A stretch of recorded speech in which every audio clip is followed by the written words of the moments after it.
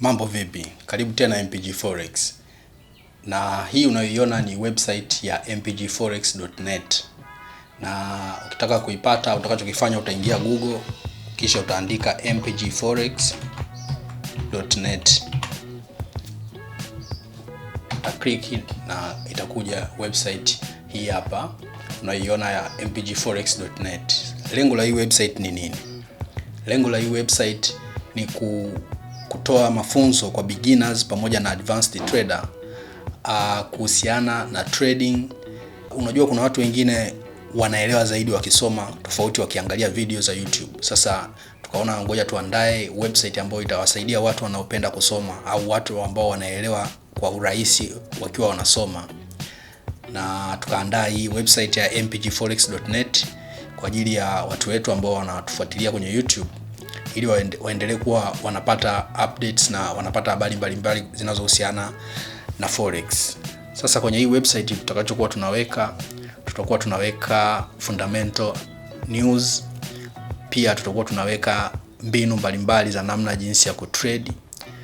Na hii website ni muhimu na ina utofauti kwa sababu ukisoma vitabu vingi vya forex bado vinaelezea zile mbinu za zamani sana, mbinu kama support and resistance, trend line, mbinu ambazo zinafanywa manipulation na mabenki. Sasa kwenye hii website sisi tunadeal na updated au current issues, kwamba namna jinsi ya kutrade, zile mbinu sasa za smart money concept ndio tunaziweka humu. Kwa hiyo ukisoma articles za kwenye website ya mpgforex.net utaelewa haraka zaidi kuliko mtu atakayesoma vitabu, kwa sababu mtu atakayesoma vitabu ataanzia mbali sana na atasoma vitu ambavyo tayari vimeshapitwa na muda kwa sababu vinafanywa manipulation.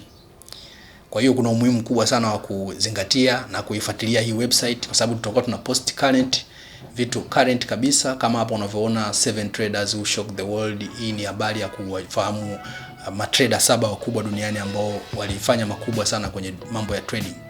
Lakini kuna mastering high impact forex news release, kuna namna jinsi ya kumaster jinsi news inavyokuwa released, jinsi sasa ya kuitrade. Kuna wengine wana trade before the news, kuna wengine wana trade after the news. Kwa hiyo ukisoma article hii unapata kuelewa zaidi approach ipi ya kwenda nayo. Kwa hiyo website ina articles nyingi sana ambazo ni muhimu sana kwa trader ambaye anaanza ajifunze na afahamu jinsi ya kutrade. Unaona kama hii how to capitalize on NFP news release volatility.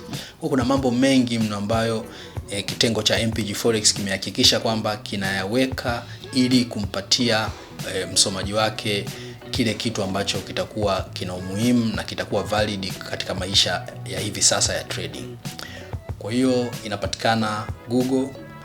Kwa utakachokifanya utaandika tu mpgforex.net hii hapo kama unavyoona, na itakuja, kisha utaanza kuperuzi articles mbalimbali. Utaangalia hapo kuna privacy policy, kuna contact us, about us. Utasoma mwenyewe, utaona ni nini ambacho hasa tunadili nacho na ni kitu gani ambacho tunakifundisha kwenye hii site.